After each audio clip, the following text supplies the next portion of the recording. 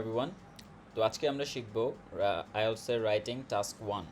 ওকে, কিভাবে আমরা আইএলটিএস এর রাইটিং এর টাস্ক 1 এ সবচেয়ে বেশি মার্কস পেতে পারি। ওকে, তো অলরেডি আমরা জানি যে আইএলটিএস এর রাইটিং এর দুইটা টাস্ক থাকে, টাস্ক 1 অ্যান্ড 2।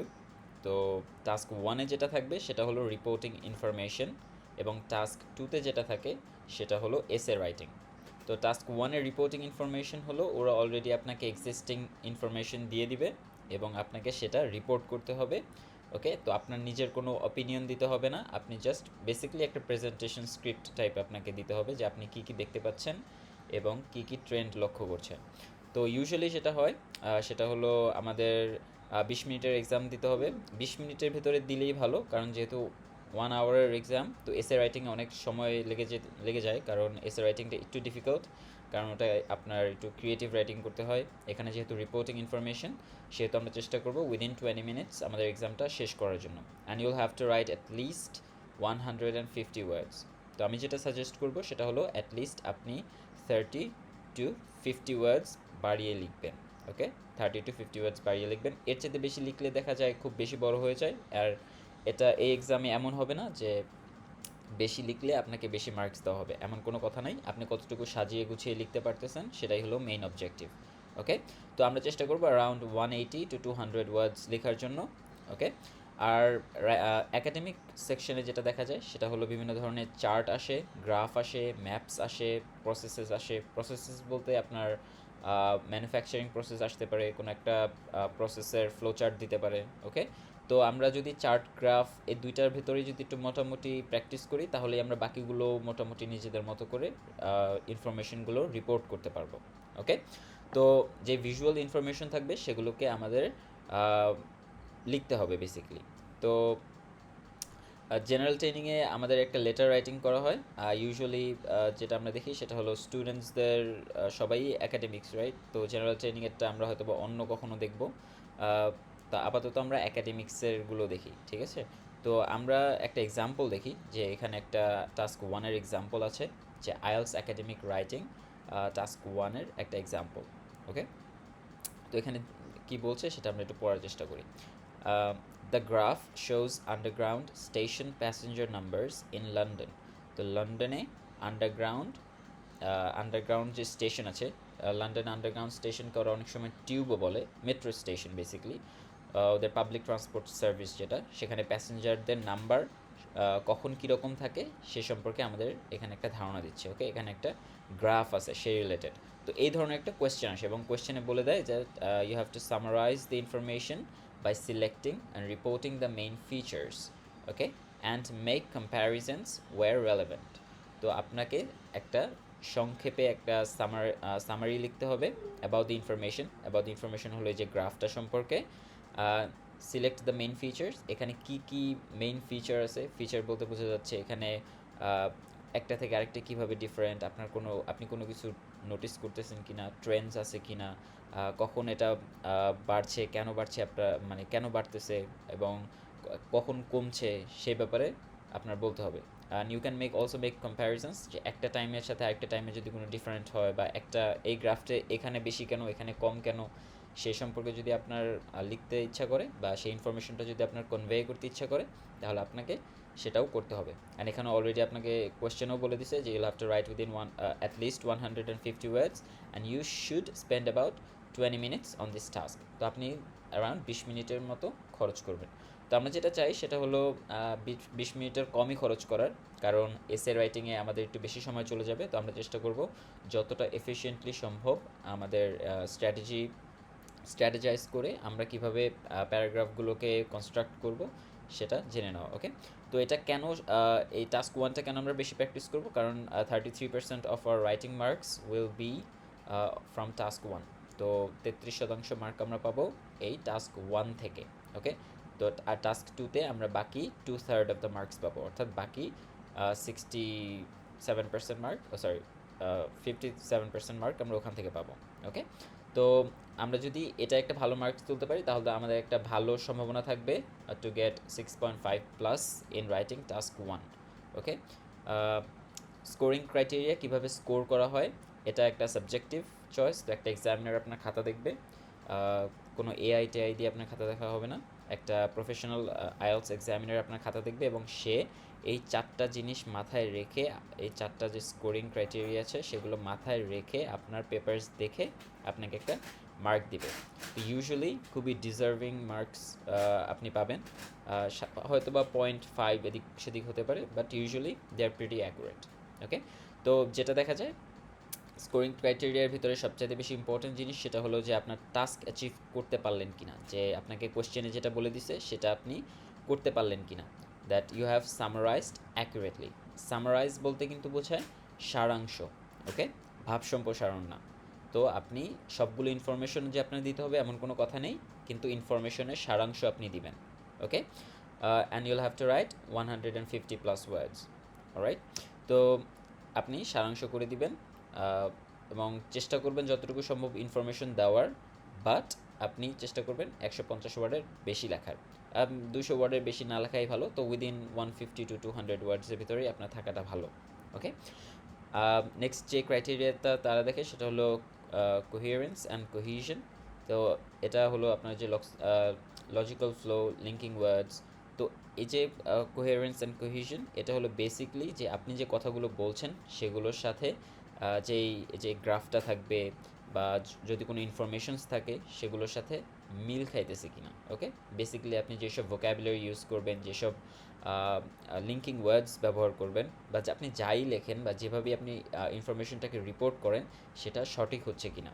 এমন না যে আপনি একটা ভোক্যাবস জানেন তাই বলে আপনি সেটা লিখে দিলেন কোনো একটা মিল ছাড়া, তাহলে কিন্তু তারা আপনাকে ভালো মার্কিং দিবে না। আপনি কিভাবে লিখতেছেন এবং সেটা আসলে ওইখানেই মিনিংফুল হচ্ছে কিনা সেটা অনেক বেশি একটা ইম্পর্টেন্ট জিনিস। ওকে, লেক্সিক্যাল রিজনিং, আপনি যে ভ্যারিড ভোকাবুলারির কথা অলরেডি যে বলেছি, সো ওই রকমই যে আপনার যেসব আপনি ভোকাবুলারি ইউজ করে আপনি চেষ্টা করবেন to use diverse amount of vocabularies, যত বেশি সম্ভব অন্যান্য ধরনের ভোকাবুলারি ইউজ করা, একটা ওয়ার্ড বারবার রিপিট না করে সেগুলোর সিনোনিম ইউজ করা। তো সিনোনিম অনেক সময় ইউজ করলে কি হয়, অনেক সময় অল্প একটু হয়তো বা সেন্টেন্সের চেঞ্জ হয়ে যায়, তো সেক্ষেত্রে আপনি সেন্টেন্সটাকে আপনার যে কোর যে ইনফরমেশনটা ছিল সেটা আপনি কনভে করতে পারতেছেন কিনা। ওকে, অর্থাৎ আপনার যেই আসল ইনফরমেশনটা যেটা আপনি বলতে যাচ্ছেন সেটা সেন্টেন্স স্ট্রাকচারের সাথে মিলতেছে কিনা। ওকে, গ্রামেটিক্যাল রেঞ্জ, সেটা হলো মিক্সড টাইপস অফ সেন্টেন্স। আপনি বড় সেন্টেন্স লিখছেন, ছোট সেন্টেন্স লিখছেন, সেগুলো আপনার সুন্দরভাবে কাজ করতেছে কিনা একটার সাথে আরেকটা। তো আপনি এমন না যে আপনি সবগুলো বড় বড় সেন্টেন্স বানিয়ে দিলেন লিঙ্কিং ওয়ার্ডস ব্যবহার করে, তাহলে আপনার মার্কস বেশি আসবে এমন কোনো কথা নেই। আপনি সব ধরনের সেন্টেন্সই ব্যবহার করবেন এবং চেষ্টা করবেন এগুলো যাতে একটা আরেকটার সাথে খুবই কোহিসিভ হয়, অর্থাৎ খুবই মানে সামঞ্জস্যপূর্ণ থাকে। ওকে, তো ওটা হলো আমাদের main target to get a good mark. তো আমরা চেষ্টা করবো অ্যাটলিস্ট 6.5+ পেতে, 7.5, that's a very good and that's a very good score in writing. Okay, তো টাস্ক 1 আমরা টাস্ক 1-এ যেটা খুবই সুবিধা হয় সেটা হলো খুব বেশি একটা প্র্যাকটিস করার প্রয়োজন পড়ে না। আপনি যদি টাস্ক 2 মোটামুটি প্র্যাকটিস করেন, টাস্ক 1 সম্পর্কে আপনি খুব ভালো একটা ধারণা পেয়ে যাবেন। তবুও অবশ্যই প্র্যাকটিস করা উচিত, যেহেতু এটা একটা ভেরি ইম্পর্ট্যান্ট এলিমেন্ট, যেহেতু 33% মার্কস আপনি পাবেন এখান থেকেই। ওকে, অলরাইট, তো টাস্ক 1-এ আমরা কি স্ট্রাকচার ফলো করব। ওকে, আপনাদের জাস্ট একটা বেসিক ধারণা দিয়ে রাখি, এটা শুধুমাত্র যারা একটু অ্যাভারেজ স্কোর পেতে চান, যারা এখনও এতটা অ্যাডভান্সড লার্নার না, তাদের জন্য আমি স্ট্রাকচারটা দিয়ে দিচ্ছি, যেটা আপনি ফলো করতে পারবেন। এবং যদি আপনার প্রেপ টাইম কম থাকে বা আপনি চাচ্ছেন 2-3 মাসের ভিতরে এক্সামটা দেওয়ার জন্য, তাহলে আপনি এই টাস্ক 1-এর স্ট্রাকচারটা ফলো করতে পারেন। আর যারা একটু অ্যাডভান্সড লেভেলে আছে তাদের জন্য আমি অন্য কোনো লেসন প্ল্যানে বলে দিব যে আপনি তখন কিভাবে স্ট্রাকচার করতে পারেন, বাট এটা হলো একটু বিগিনার টাইপ, আপনি ধরে নিতে পারেন যে জাস্ট এই স্ট্রাকচারটা ফলো করলেই আপনি মোটামুটি একটা ভালো স্কোর পাবেন। আর যেটা দেখা যায় যে অ্যাভারেজ যে স্কোরটা থাকে 6.5 to 7, তো এটা পেলেই সবাই মোটামুটি সব জায়গায় অ্যাপ্লাই করতে পারে, তো তাদের জন্য প্রবলেম নেই। অনেকে টার্গেট স্কোরই থাকে এটা, তো তাদের জন্যই আমি এই স্ট্রাকচারটা দিয়ে দিচ্ছি। ওকে, তো আমরা চেষ্টা করব 3টা প্যারাগ্রাফ লেখার জন্য টাস্ক 1-এ। This is for task 1 only. Okay, task 2-এর স্ট্রাকচার কিন্তু ডিফারেন্ট। সো টাস্ক 1-এর জন্য আমি বলছি যে 3টা প্যারাগ্রাফ বানাবো।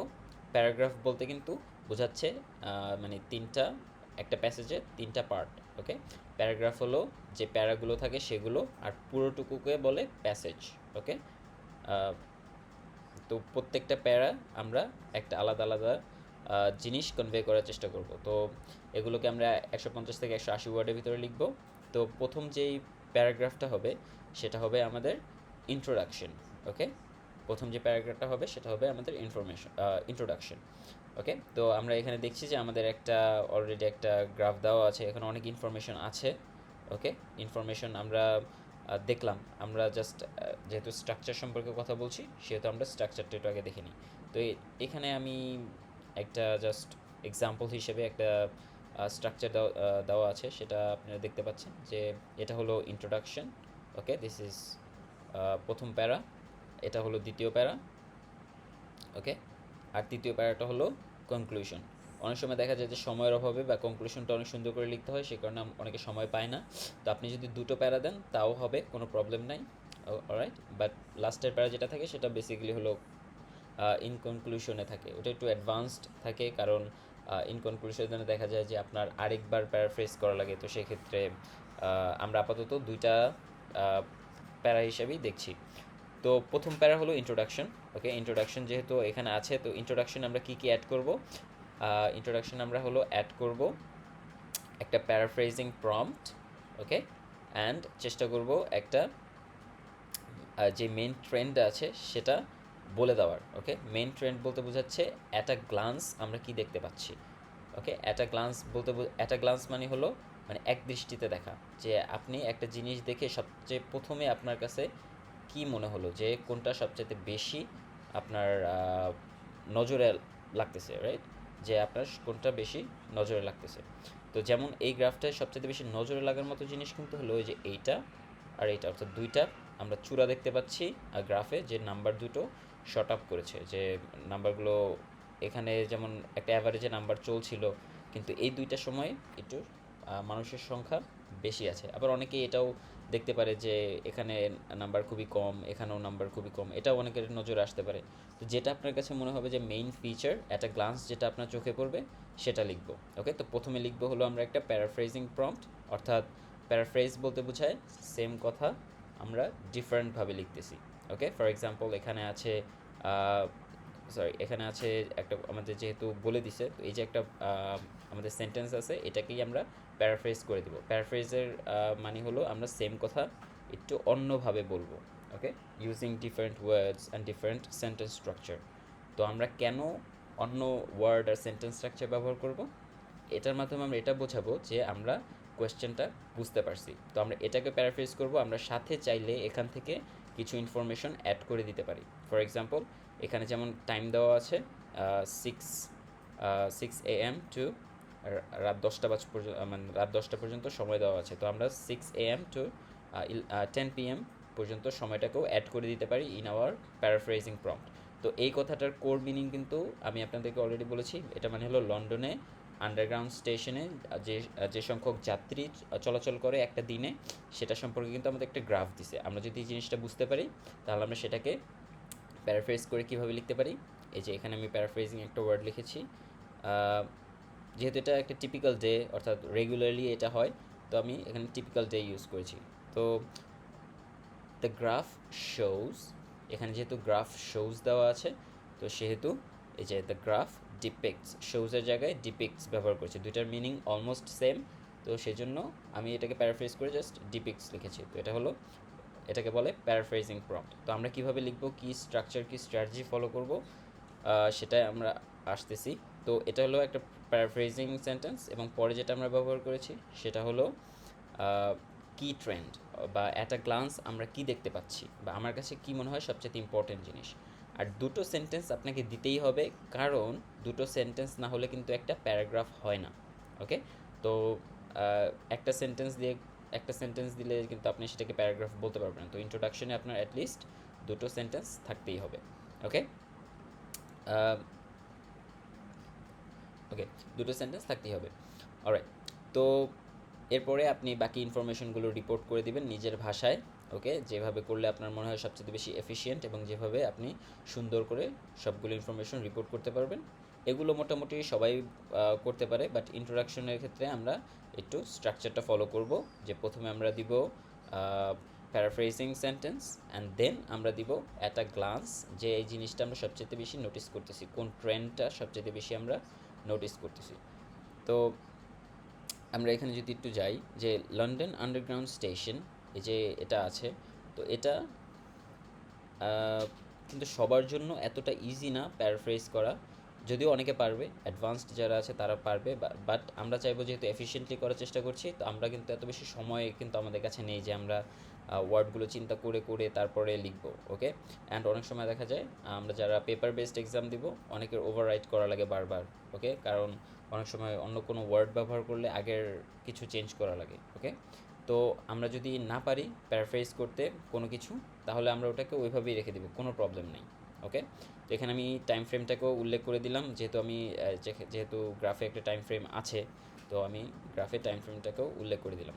So the provided graph ডিপিক্টস the number of people who use the, এখানে নাম্বার অফ পিপল ব্যবহার করা হয়েছে ইনস্টেড অফ প্যাসেঞ্জার্স। ওকে, এখানে কিন্তু প্যাসেঞ্জার ছিল, প্যাসেঞ্জার মানে হলো যাত্রী, আর এখানে the number of people who use the London underground station, অর্থাৎ যেসব লোকজন লন্ডন আন্ডারগ্রাউন্ড স্টেশন ব্যবহার করে, তো যারা ব্যবহার করে তারাই তো যাত্রী, রাইট? তো প্যাসেঞ্জার ওয়ার্ডটাকে আমরা প্যারাফ্রেজ করে কি দিয়েছি, number of people who use the station. Okay, তো তো এরকম প্যারাফ্রেজ কীভাবে, মানে প্যারাফ্রেজে কিছু কমন কমন জিনিস আছে, যেমন পিপল থাকলে আপনি কী লিখবেন, নেশন থাকলে আপনি কী লিখবেন, সাধারণত যেগুলো আসে আর কি, সেগুলো কীভাবে প্যারাফ্রেজ করবেন সেগুলো আমরা অন্য কোনো লেসনে শিখবো, বাট আপনাদেরকে জাস্ট একটা ধারণা দিয়ে রাখলাম যে এভাবে লিখতে হয়। ওকে, তো ওটা লিখেছি, আমি টাইম ফ্রেমটাকে অ্যাড করে দিয়েছি। আমি একটা এক্সট্রা জিনিস অ্যাড করে দিয়েছি, যেটা হলো অন আ টিপিক্যাল ডে, অর্থাৎ এই গ্রাফটা থেকে কিন্তু বুঝতে পারছি এখানে কিন্তু দেওয়া নেই যে কোনো একটা ডেট দেওয়া নেই, কোনো একটা সাল দেওয়া নেই, তো আমরা ধরে নিচ্ছি যে সাধারণত এরকমই ঘটনা ঘটে, যে আমরা মানে অনেক দিনের ডেটা নিচ্ছি, অনেক দিনের ডেটা নিয়েই মোটামুটি এরকম একটা গ্রাফ পেয়েছি, রাইট?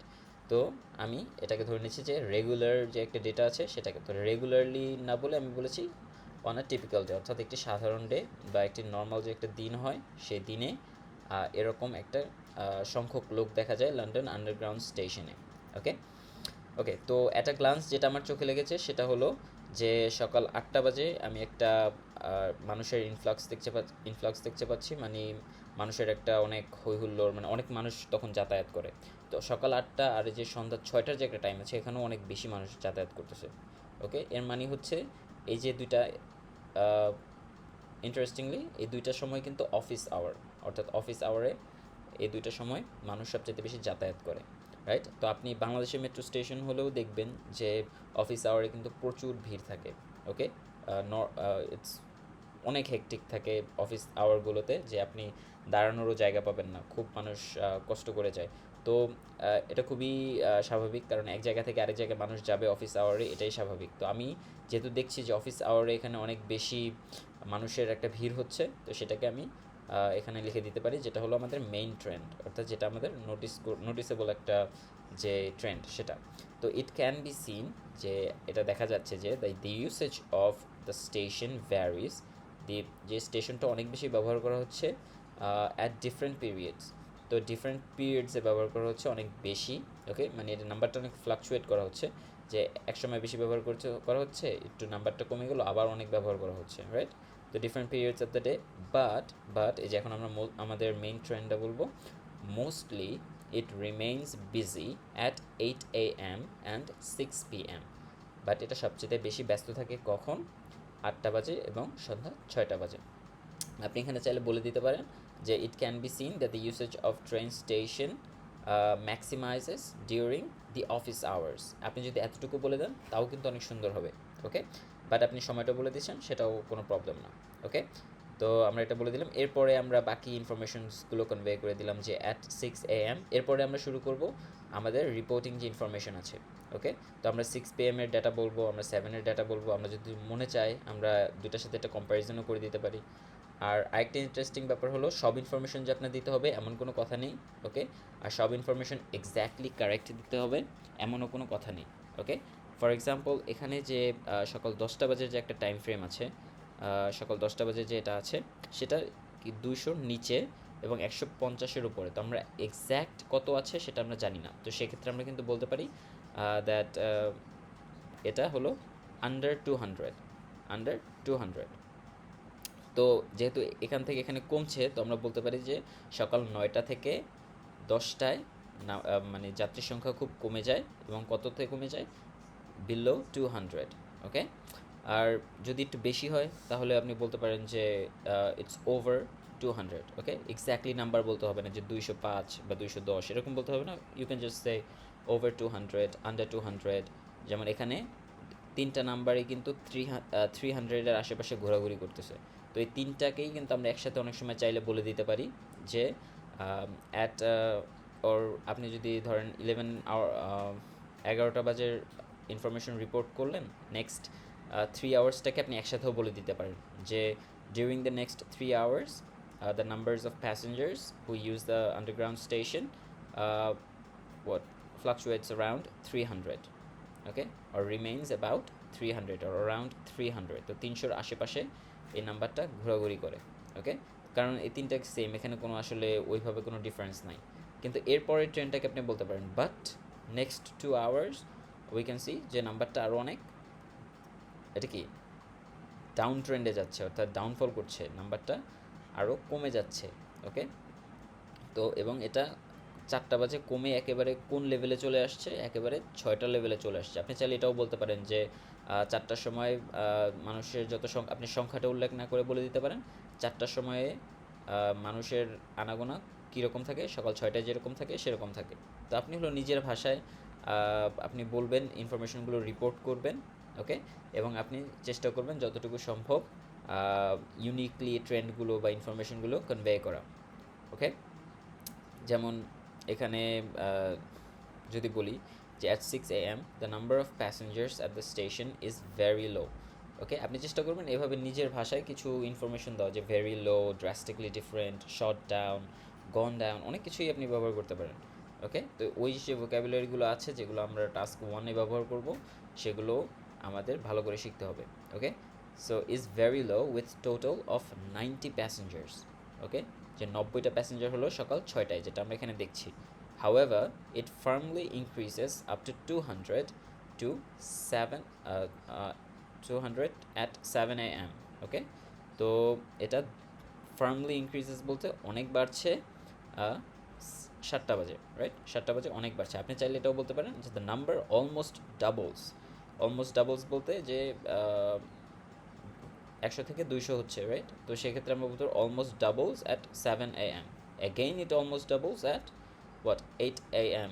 এটাও বলতে পারেন, মানে আপনি অনেকভাবেই বলতে পারেন, বাট চেষ্টা করবেন যেটি ইউনিকলি বলার জন্য, ওকে। কারণ সবাই তো বলতে পারবে যে সবাই বলতে পারবে যে at 6 AM the number is 100, at 7 AM the number is 200, at 8 AM his number is 400, এমন তো সবাই বলতে পারবে, বাট আপনি চেষ্টা করবেন একটু কম্প্যারিজনস করার, একটু ইউনিকলি বলার জন্য, ওকে। যেমন এখানে বলেছি যে at 7 AM at which point the traffic witnesses a drastic plunge reaching the busiest point, সবচেয়ে বেশি ভিড়ের যে সময়টা থাকে সেটা হলো with 400 passengers, সবচাইতে বিজিয়েস্ট একটা জায়গায় আসি 400 প্যাসেঞ্জার্স দিয়ে, okay. In the subsequent couple of hours, এর পরের কিছু সময় বা কিছু ঘন্টা, দ্য রাশ রিলিভস আ লিটল, একটু কমে যায়, ওকে। কারণ এরপরে কিন্তু আমরা দেখছি যে একটা ডাউন ট্রেন্ড হচ্ছে, ওকে। তো রাশটা কিন্তু কমে যাচ্ছে, রাইট? তো আমরা চেষ্টা করব যে এই যে ট্রেন্ডগুলোকে আইডেন্টিফাই করা, যে খুবই বেশি ড্রাস্টিক একটা আমরা ইনক্রিজিং দেখছি, আবার খুবই ড্রাস্টিক একটা ডিক্রিজিং দেখছি, আবার এখানে নাম্বারটা মোটামুটি বেশি একটা চেঞ্জ হয় নাই, ওকে, সেটাও দেখতে পাচ্ছি। তো এভাবে আমরা চেষ্টা করব এই যে ট্রেন্ডগুলো আছে সেগুলো সুন্দর করে কনভে করে দেওয়ার জন্য, ওকে। দ্য ফলোয়িং 2 আওয়ার্স, এরপরে 2 ঘন্টা, অবজার্ভ আ হাম্বল রাইজ। হাম্বল রাইজ বলতে অল্প স্বল্প বাড়ছে, যে একটু অল্প করে বাড়ছে, মানে এখানে যেমন একটা ড্রাস্টিক রাইজ আমরা দেখেছি, সেটা কিন্তু আমরা আর দেখছি না, এখানে দেখছি অল্প একটা, মানে হাম্বল একটা রাইজ, অর্থাৎ খুবই মোটামুটি একটা আমরা ইনক্রিজিং দেখছি এখানে। which eventually reached at 280 when it thereafter crept to 200 from 12 AM to 2 PM, ওকে। তো 12টা থেকে 2টোয় আমরা দেখছি যে নাম্বারটা মোটামুটি আস্তে আস্তেই বাড়ছে, okay. For this moment passenger arrival faces a major decline to the daily low to a point less than 100 occurring at 4 p.m. তো 4টা বাজে সবচেয়ে কমে যাচ্ছে, while it plunges again to the second maximum in 380, তো 380-তে চলে যাচ্ছে আবার কখন, at 6 p.m. অর্থাৎ সন্ধ্যা 6টায়। For 6 p.m. to 8 p.m. traffic eases a little bit, তো একটু কমে যায়।